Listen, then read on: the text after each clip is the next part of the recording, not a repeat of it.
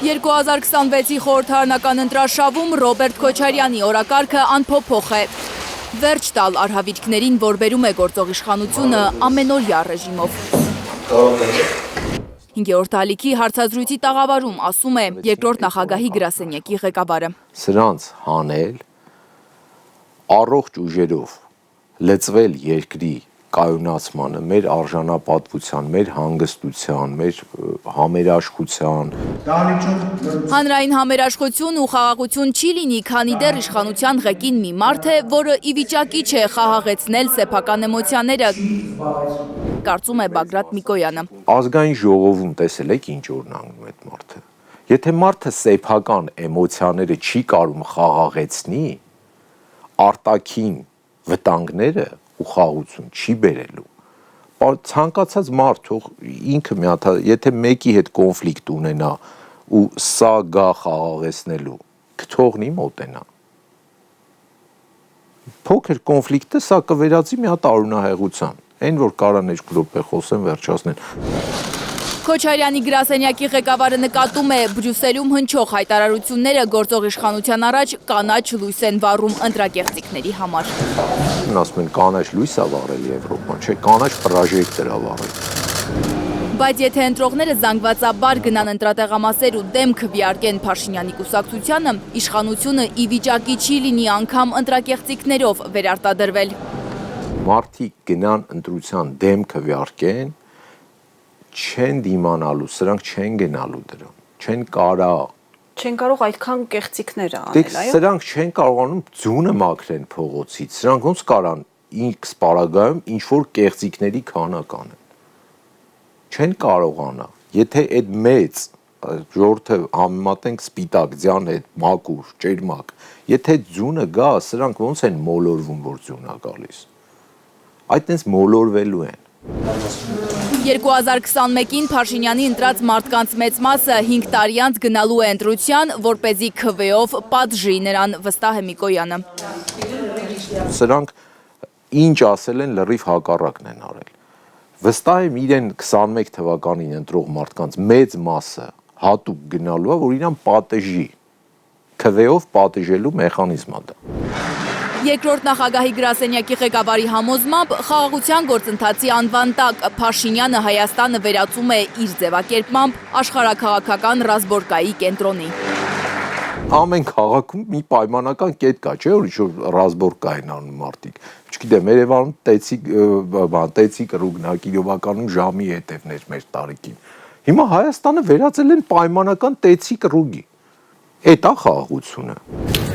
Միկոյանի խոսքով Քոչարյանի իշխանության տարիները եղել են տոտալ խաղաղության տարիներ։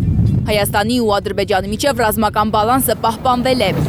Նա հղում է անում Ստոկհոլմի խաղաղության ինստիտուտի տվյալներին։ 98-2008 թվականների ծախսերի տարբերության գործակիցը 2.1 է եղել։ Սրանց օրոք 3.4 է արդեն։ Ինչ խաղաղություն։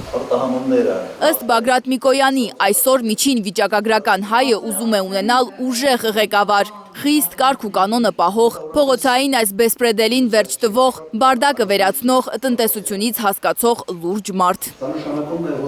Մարդիկ ուզում են նայեն, չամաչեն իրանց ղեկավարից, հասկանում եք, հեռուստացույցը մեր բնակիչների մեծ մասը անջատում է, որ տեսնում է այդ պատկերները։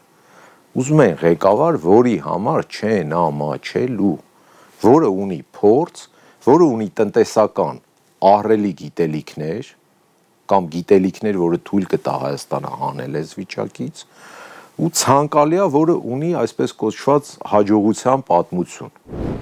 Երկրորդ նախագահի կառավարման 10 տարում Հայաստանում պարենային հիմնական ապրանքները կարագ, ձեթ, միս, ձու գրեթե չեն թանկացել, պնդում է Բագրատ Միկոյանը։ 10 տարվա մեջ գրեթե թանկացում չի եղել, հասկանում եք, մարդիկ դա հիշում են։ Այսինքն, երբ որ ուսուցչի աշխատավարձը 8000-ից դառնում էր 70000 դրամ, դրա հետ զուգահեռ ոնց որ այսօր չէր աճում գները։ Կամ նույնիսկ աշխատավարձից առաջ աշխատավարձը առաջանցիկ տեմպերով էր աճում, քան գները։ Այդ գները մաքսիմում 10 տարվա մեջ, այս իմ նշած ապրանքների, ասենք միսը թանկացել է ընդհանուր 10 տարվա մեջ 200-250 դրամով։ Միկոյանը կարագի օրինակն է բերում 2008 թվականին Ռոբերտ Քոչարյանի օրոք միջին կենսաթոշակով 21800 դրամով 12 կիլոգրամ որակյալ կարագ կարելի էր գնել։ Այսօրվա միջին թոշակով քաղաքացին հազիվ 6 կիլոգրամ բարձրորակ կարագ կկարողանա ձեռք բերել։ Այսօր խանութներում գնապիտակները արդեն այնքան թուղթը փոխել են, հոգնել են այդ մարդիկ։ Երևի էլեկտրոնային դնեն, բորսաների պես փոխվի գները։ Որտեվ երբ որ հաջորդ առավոտ մարդը թոշակառուն, խոցելի խավը մտնում է խանութ, տեսնում որ իր հաշվարկած փողը չի դա։ Շիվարած կանգնում են մարդիկ։ Էլեկտրոնային գնացուցակի վրա թվերի փոփոխության արագությամբ աճում է նաև երկրի արտաքին պարտքը։ Այս ընթացքում, որ մենք այս հարցազրույցը վարեցիք դուք, ես խոսեցի, մարդիկ որ նայեցին, այս մոտավոր մի ժամը, Հայաստանի արտաքին պարտքը աճեց $110,000։